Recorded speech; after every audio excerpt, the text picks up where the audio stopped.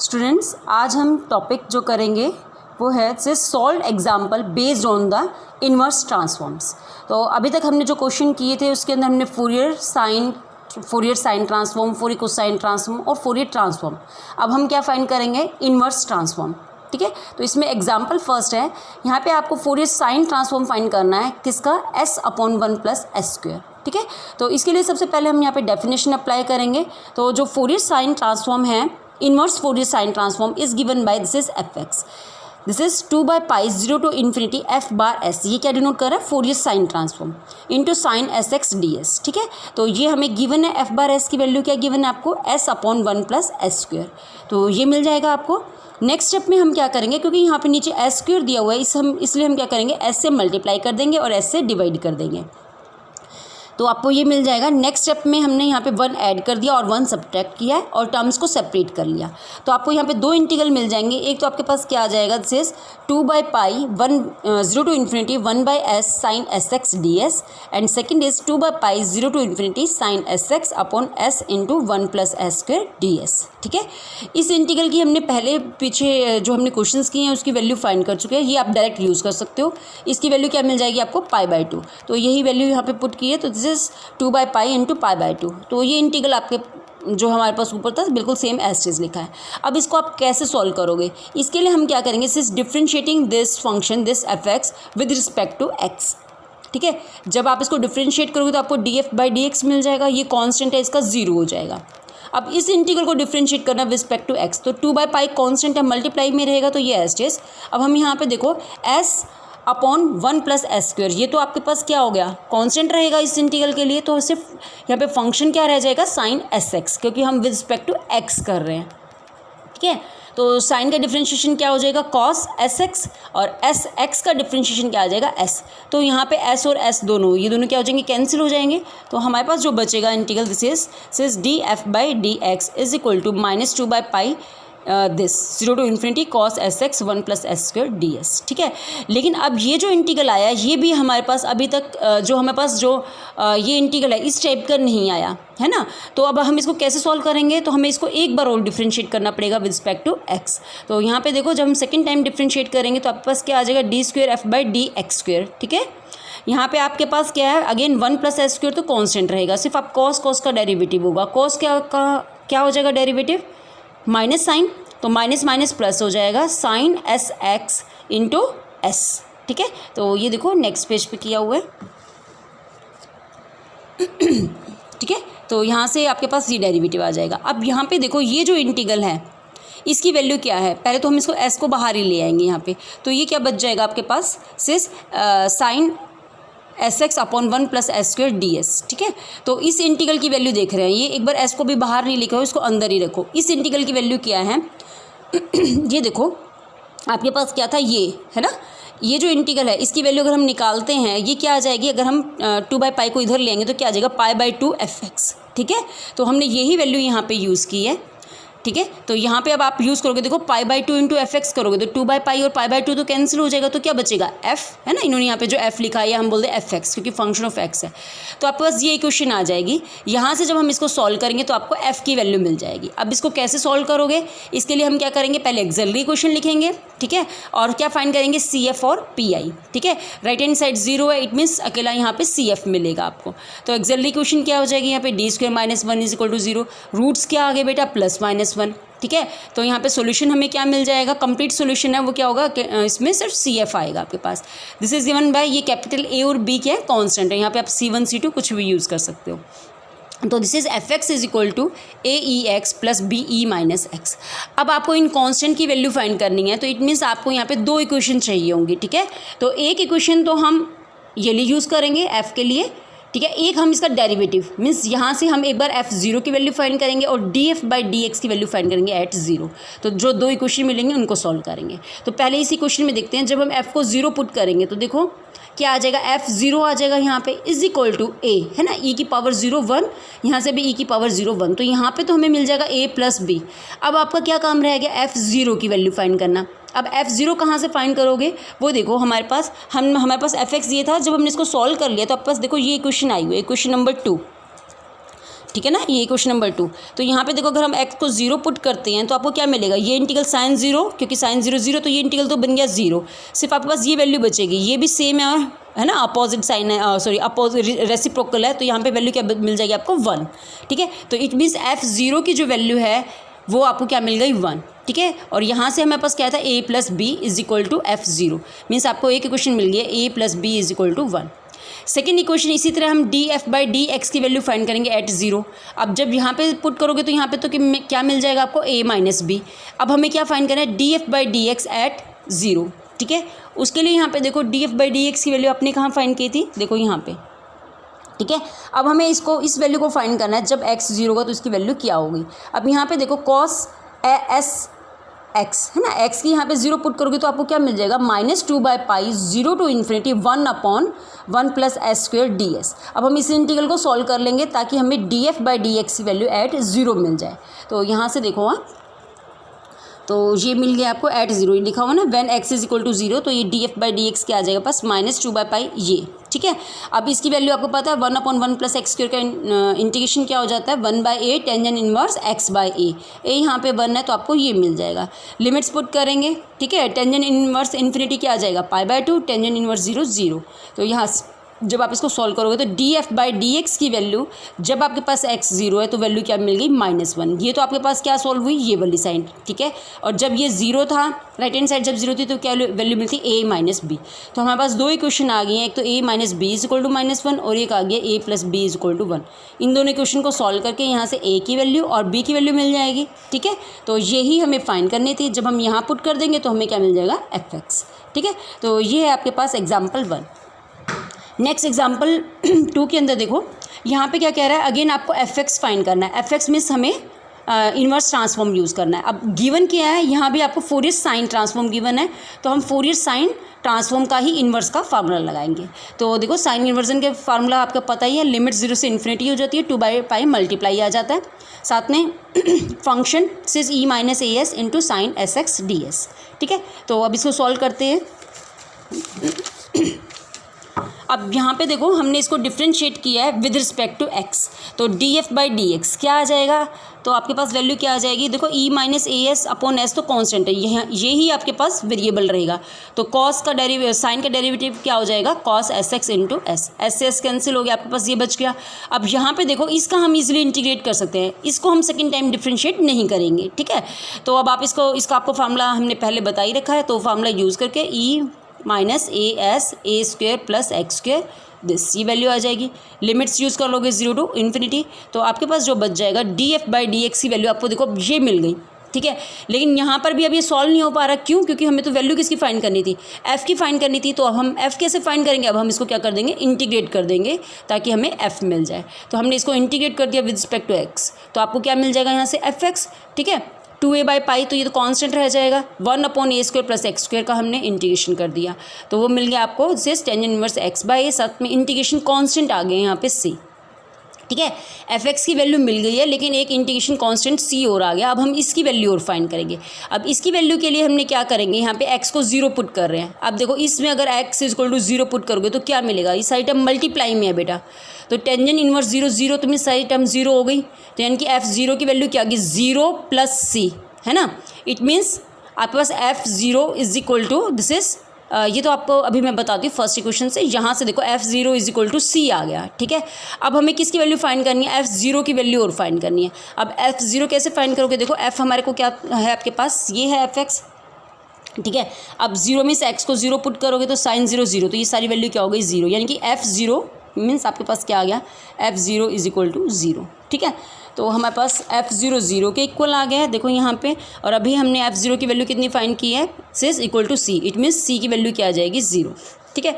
तो यहाँ से आपके पास fx की वैल्यू आ जाएगी, हमने c को 0 पुट कर दिया, तो आपके पास इतना पार्ट बच जाएगा, ठीक है। fx तो हमने फाइंड कर लिया। साथ ही इस क्वेश्चन में देखो एक डिडक्शन और दी हुई है, this and hence deduce this, means आपको यहाँ पे फोरियर साइन इनवर्स फाइंड करना है 1/s का, ठीक है। अब यहाँ पे देखो आपको गिवन तो ये था, इसी से ही हमें ये निकालना है ना। तो इन दोनों में डिफरेंस क्या है ना, यहाँ पे क्या 1/s, यहाँ पे क्या e minus as upon s, ये दिया हुआ है ना आपको, ठीक है। तो इसको आप कैसे फाइंड करोगे, यहाँ पे हमें क्या है, कोई ना कोई वैल्यू पुट करनी पड़ेगी ताकि हमारे पास जो ये जो चीज़ है वो किस में चेंज हो जाए, 1/s में। तो यहाँ पे देखो हाँ, इसमें देखो जो हमने fx फाइंड किया, fx के अंदर हमने क्या किया, a को 0 पुट कर लिया है ना। देखो ये देखो, अगर हम a को यहाँ पे देखो 0 पुट कर लेंगे तो e की पावर 0 1 हो जाएगा, तो क्या बच जाएगा बस 1/s, ठीक है। और वही हमें यहाँ पे 1/s का ही फोरियर साइन इन्वर्स फाइंड करना था, तो यही हमने यहाँ पे किया है। हमने यहाँ पे a को 0 ले लिया, ठीक है। a को इसमें 0 पुट करोगे तो आपके पास क्या आ जाएगा, यहाँ से ये 0/a है ना, तो ये क्या हो जाएगा, इन्फिनिटी हो जाएगा। और टेंजेंट इन्वर्स इन्फिनिटी किसके इक्वल होता है, π/2 है ना। तो यहाँ से आपको वैल्यू क्या मिल जाएगी, 1, ठीक है। और यही आपको पता भी है ना, 1/s का अगर हम फोरियर साइन इन्वर्स फाइंड करेंगे वो भी क्या आएगा, बस 1 ही आएगा, ठीक है। तो हमें यही फाइंड करना था। नेक्स्ट देखिए एग्जाम्पल थर्ड के अंदर क्या है, हमें फोरियर ट्रांसफॉर्म फाइंड करना है। ये यहाँ पे इन्वर्स नहीं फाइंड करना, सिर्फ फोरियर ट्रांसफॉर्म फाइंड करना है और इसी से ही हमें ये रिजल्ट इवेल्युएट करना है, ठीक है। इट मीन्स पहले हम इसका क्या फाइंड करेंगे, फोरियर ट्रांसफॉर्म, ठीक है। फोरियर ट्रांसफॉर्म बिल्कुल सिंपल सा ही है, डेफिनेशन अप्लाई करनी है, -∞ to ∞ function e - i/sx dx, ठीक है। अब यहाँ पे हमें जो वैल्यू दी हुई है फंक्शन की, किस इंटरवल में दी हुई है, जब -1 और 1 के बीच में है तब फंक्शन की वैल्यू कितनी है, 1 है, ठीक है। अदरवाइज वैल्यू क्या है, 0 है। मीन्स हमारे पास ये जो इंटीग्रल है किस में रिड्यूस हो जाएगा, -1 to 1, फंक्शन की वैल्यू 1 है, तो इसको आप इंटीग्रेट कर लोगे, लिमिट्स पुट कर दोगे तो आपके पास ये वैल्यू आ जाएगी। मैं सिर्फ आपको यहाँ पे ये स्टेप बता देती हूँ, ठीक है। यहाँ पे देखो हमारे पास जो वैल्यू आई है, इसको जब आप इंटीग्रेट कर लोगे, this is e⁻s minus e - i/s। अब ये जो है आपको साइन जो है, अगर हम एक्सपोनेंशियल फंक्शन में लिखते हैं तो ये वैल्यू होती है, ठीक है। यहाँ पे हमें इसलिए क्या करना पड़ेगा, 2 से मल्टीप्लाई और 2 से डिवाइड। तो हमने यहाँ पे क्या लिखा, this is 2 sin s/s provided, means आपके पास कंडीशन साथ में क्या आएगी, s is not equal to 0 है ना। s 0 होते तो ये डिफाइंड फंक्शन नहीं रहेगा, इसलिए s नॉट इक्वल टू 0। अब देखो अगर मान लो s आपके पास 0 हो जाए तब आपके पास इसकी फोरियर ट्रांसफॉर्म ऑफ fx क्या आएगा। तो उसके लिए हम क्या है, देखो ये हमने जब डेफिनेशन अप्लाई करेंगे यहाँ पे, अब यहाँ पे देखो अगर मान लो s 0 पुट कर दो आप, है ना, e की पावर 0 1 आ जाएगा, तो मीन्स 1 का इंटीग्रेशन क्या हो जाएगा, x, लिमिट पुट करोगे तो 1 - -1 तो मिल जाएगा आपको 2, ठीक है। तो यानी कि अगर हम इस फंक्शन की फोरियर ट्रांसफॉर्म फाइंड कर रहे हैं तो हमें 2 वैल्यू मिलेंगी, या तो 2 या फिर 2 sin s/s, depending upon s is 0 और s is not equal to 0, ठीक है। तो ये तो हमारे पास हो गया। अब यहाँ पे देखो एंड हेंस इवेल्युएट दिस, तो जब भी आपके पास इस टाइप जैसे क्वेश्चन और साथ में एंड हेंस ऐसे इवेल्युएट करने के लिए कहता है, इट मीन्स अगर आपको फोरियर ट्रांसफॉर्म फाइंड करने का तो आप इन्वर्स फार्मूला भी फोरियर ट्रांसफॉर्म का ही लगाओगे। तो यहाँ पे देखो, यहाँ हम इन्वर्जन फार्मूला यूज़ करेंगे तो आपको किसकी वैल्यू मिल जाएगी, fx की, तो वो क्या आ जाएगा, 1/2 π -∞ to ∞ fs e i/sx, ये डेफिनेशन अप्लाई की है। अब देखो fx की वैल्यू आपको ये 2 वैल्यू पता है, ठीक है।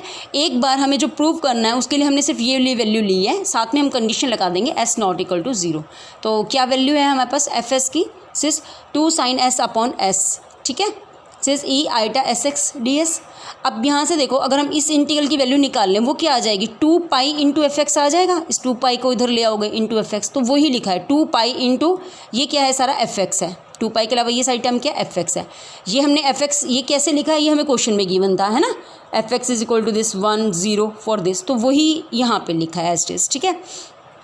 और इसको क्या कर सकते हो, देखो 2 π को ये अंदर ले गया है तो इस 2 π और यहाँ पे 2 π इंटू 0 तो 0 रहेगा, तो ये टर्म एज इट इज लिखी है, ठीक है।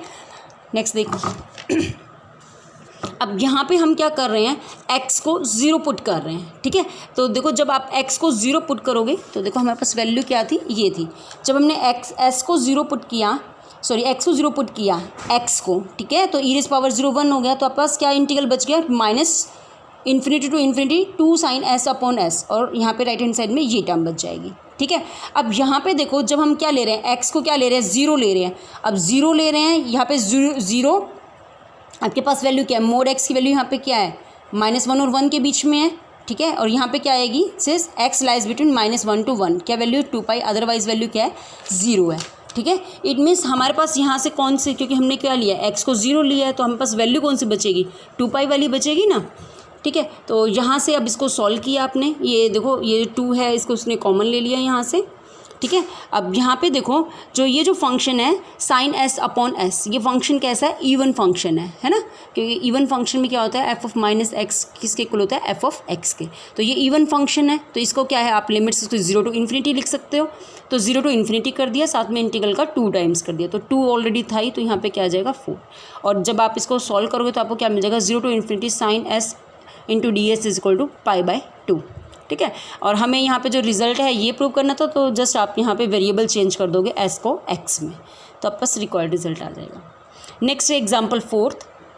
एग्जाम्पल फोर्थ में आपको फोरियर ट्रांसफॉर्म फाइंड करना है अगेन इसका, और ये रिजल्ट इवेल्युएट करना है।